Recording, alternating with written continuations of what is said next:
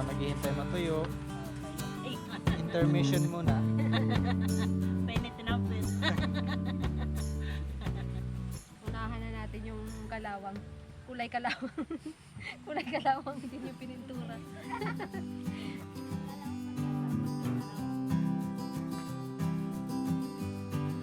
Magandang araw po mga kabukids, kamusta po kayong lahat? At nandito ulit ako sa aking mga tanim. Parami ng parami po ang ating mga tanim at parami ng parami yung mga diligin. Kaya yun ang nagiging problema ko ngayon, especially nagtatag-araw na po. At yung aking source ng pandilig, lalo po ngayon tag-araw, ay nanggagaling lang po sa gripo. Kaya nag-iisip ako ng paraan para magkaroon po ako ng pandilig na mas mapapadali yung aking pagtatrabaho dito. Kasi yung aking source ng tubig na nasa gripo ay nagmumula pa po dun sa likod ng bahay namin. Kaya bumili ako ng mga kakailanganin ko para mapadali yung aking mga pagdidilig dito sa aking mga halaman.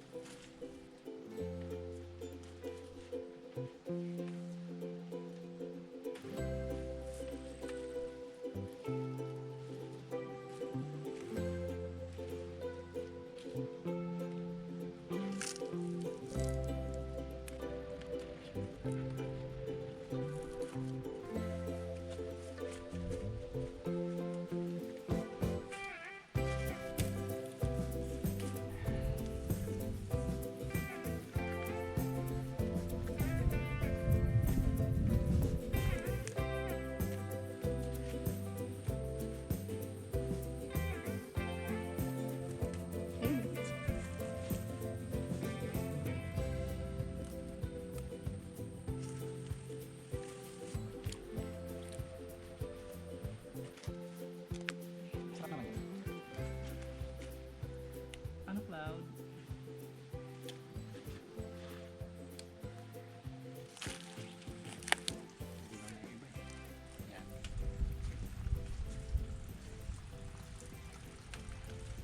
So ayan po mga kabukids ang ating harvest of the day. Nakapitas po kami ng nadagdag ko yung okra, sitaw, kalabasa, talong at okra. Marami na namang gulay na uulamin.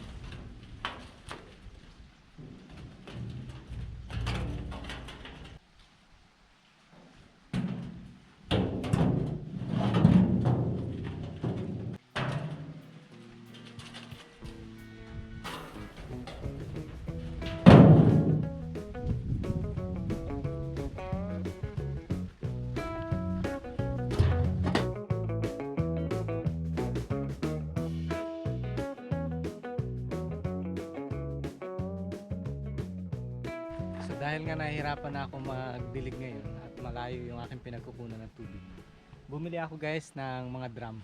Ayan. Sa gasolinahan doon sa bayan, nabili ko ito ng 150 ang isa. Medyo luma na, pero pwede pa naman. Ang importante naman walang butas. Ito yung paglalagyan ko ng tubig.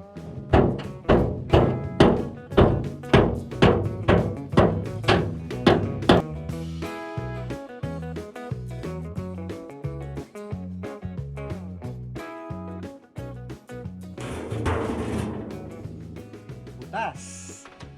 Ang dami na palang kalawang nitong pangalawa.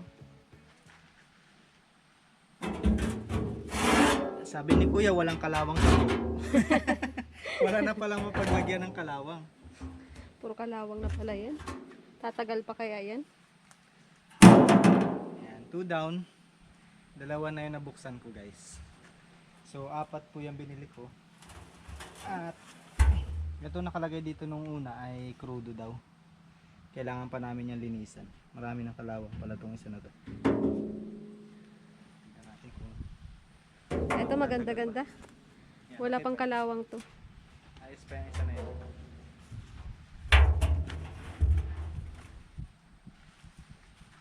May dalawa pa. Tetano tayo. Baka matita na yung halaman natin. Mahal din kasi yung mga bago. Yung bago nito ay natanong namin 500 pesos. So malaking diferensya. Kaya nagsettle na lang kami dito sa 150. Marami pa no. Ito ano to? 150, 600. 600 apat na. Kung bago yan, isa lang. May sukli lang na 100. Okay na rin. Papinturahan lang.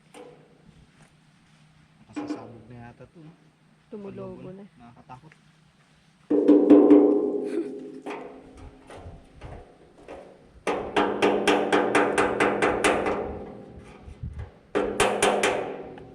Wala. Wala. Luwag na yung takip niya. Oh. Akala mo sa sabog. Tumubo.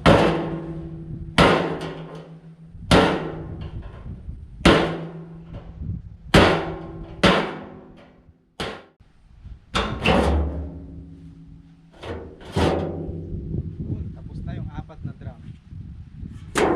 Buksan na natin. May laman pang crudo yung loob.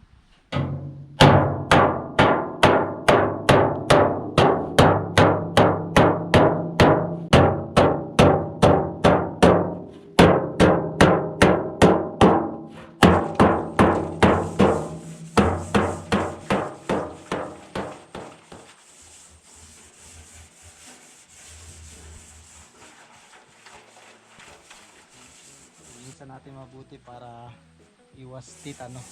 Kasi nga ang daming kalawang. Ang dami ng kalawang. Ito konti lang, pero ito lang yung madami. Hindi ko alam to kung matatanggal ko pa yung kalawang nito eh. May ano kasi siya guys, may crudo sa loob, may diesel. So, tinatanggal ko lang yung diesel. Para pipinturahan po kasi namin ito, loob at labas. At nang medyo magtagal-tagal pa rin yung buhay niya. Mapakinabangan ng medyo matagal-tagal pa.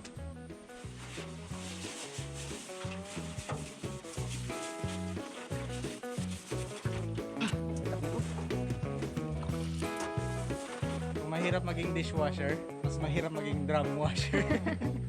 Ang lalim eh.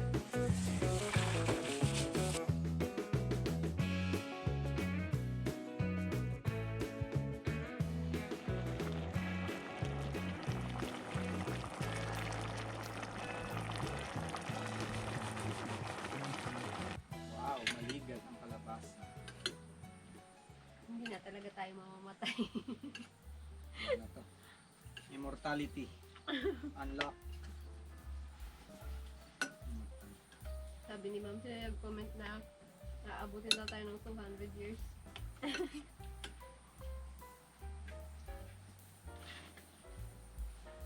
Harap.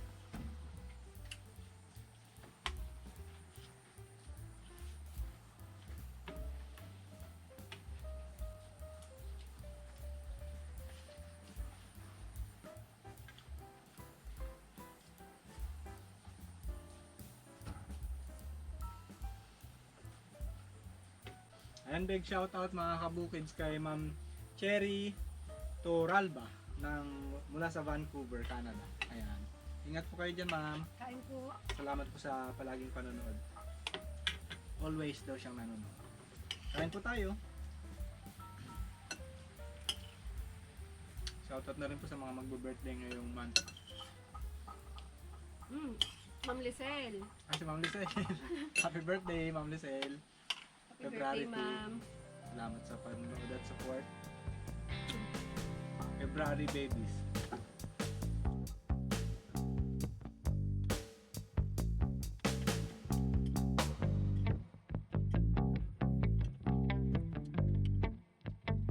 Nakahabol po si Mama B. Kain guys. Nakahabol kasi may katulong kami magpipintura.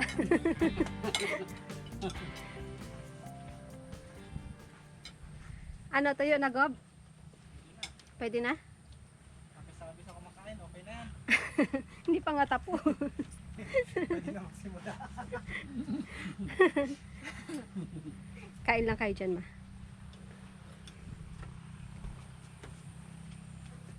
Labas muna yung pinturahan. Kasi hindi natin masabay. Ako nasa labas. Yung mga mahihirap kay Mama Bilang. Total busog naman eh.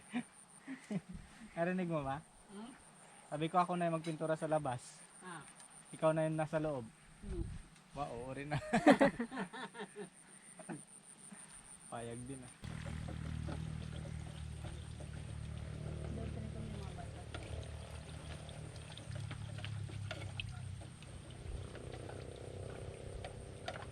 Ito mga kabukids, yung natira po naming pintura na ginamit namin dito sa bahay. Baka masayang kasi bukas na siya. Tumitigas na ng ibabaw eh. Siya na lang ang gagamitin namin ngayon.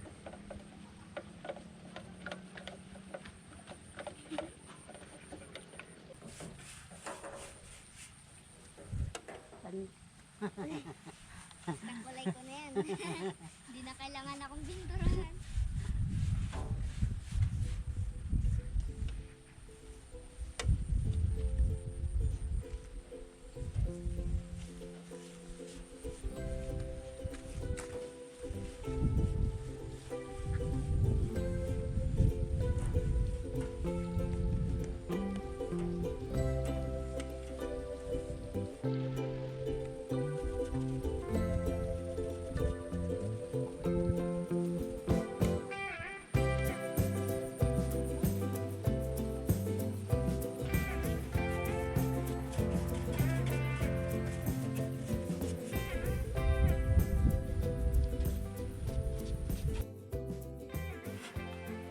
Medyo maitim na kasi yung puwet eh, kaya unahin natin.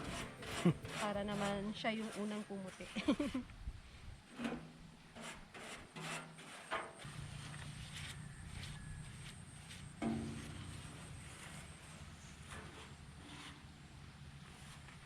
Para hindi na kalawangin. Unahan na natin yung kalawang. Kulay kalawang. Kulay kalawang din yung pinintura. Kala ko pa Oo. Para pag nagtalawang, sabay-sabay na sila. Para sabi ng kalawang, uy, wala nang space.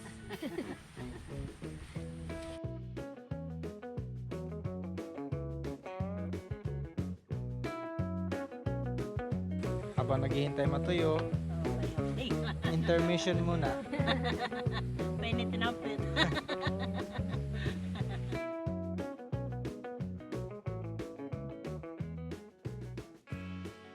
Pagkalipas ng 2 araw ng pagpipintura at pagpapatuyo, at pagpipintura ulit hanggang sa pagpapatuyo ulit, hanggang sa kumapal yung pintura ng ating mga drum, ay ngayon po ay ano na siya, tuyo na at makapal na yung pintura sa loob at sa labas ng ating mga drum na ito.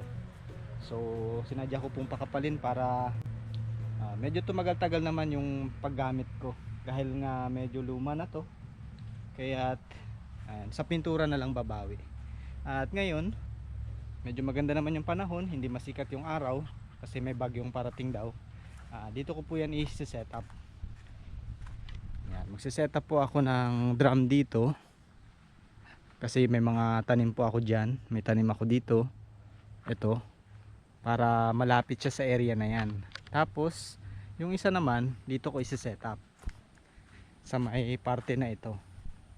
So siya naman yung para dito sa mga malalapit na halaman dito, pati dyan at yung dito na itatanim ko pa lang. So pangalawa dito, at yung pangatlo dito ko naman ilalagay since marami pa akong mga pananim dito sa side na to at saka dito sa parte ng area na to. Dito maglalagay din ako ng drum para malapit naman siya dito sa mga talong na una kong tinanim, at dito sa mga kamatis dito, at yung iba pang mga pananim na yan hanggang sa dito sa may bandang kanan ng aming bahay. Yan, para madali ko madiligan itong mga papaya, mga kalamansi. Yan, malalaki na po yung kalamansi namin, nagkaroon na ng mga sanga-sanga. At yung isang drum naman, yung pang-apat, dito na po sa bandang likuran. Yan, kung matatandaan po ninyo, may tinanim kami dito mga talong. Dito naman siya para malapit naman dito sa side na to kung saan may mga sitaw din at yung mga talong na palakihin pa lang.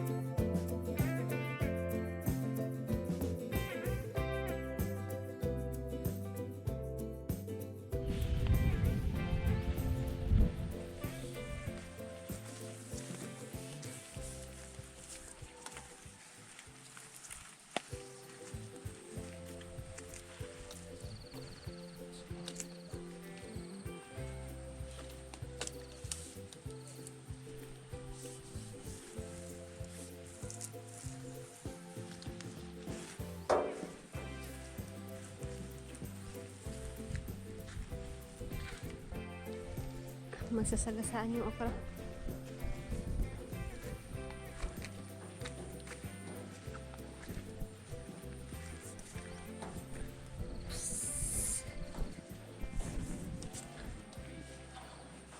Abot.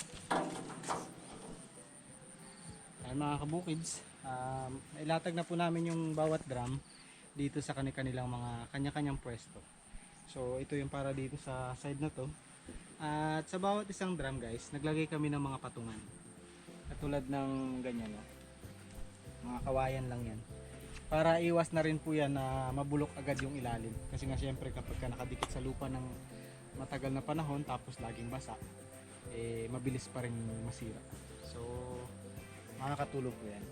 At yan, nilagyan ko ng hose para kapag hindi namin ginagamit yung gripo, dito namin iipunan. Kung mapapansin po ninyo, meron po tayong kanal dito sa gilid. Yan, may tubig naman. Pero yan po ay sa ngayon lang. Kasi kapag ka nagtuloy-tuloy na po yung pag tag-araw talaga, yan, wala na po yan. Nauubos na yung tubig na yan. So wala akong mapagkukunan. Kaya naglagay po kami ng mga drum. At yan. Malaking tulong guys na may drum tayo para syempre mapadali yung ating pag-iigib. May nag-comment nga dun sa video namin sa sa Blue Up na mahirap naman daw punuan. Syempre hindi ko naman punuan ng mano-mano. So may naisip na po ako diyang paraan para hindi rin maaksa yung oras ko kakalagay ng para paano siya lalagyan ng tubig. So yun, dali lang yan. Lagyan natin. Ito naman ay dito. Dito sa side na to hanggang dito, syempre may mga pa akong mga itatanim dyan na sa mga susunod na araw, mga susunod na linggo. Para dito yan. Yung doon at yung isa naman ay yung doon para naman dyan sa area na yan at yung nasa likod. Yan.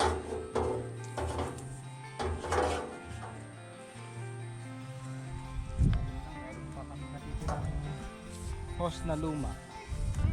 Ito na lang yung aking gagamitin.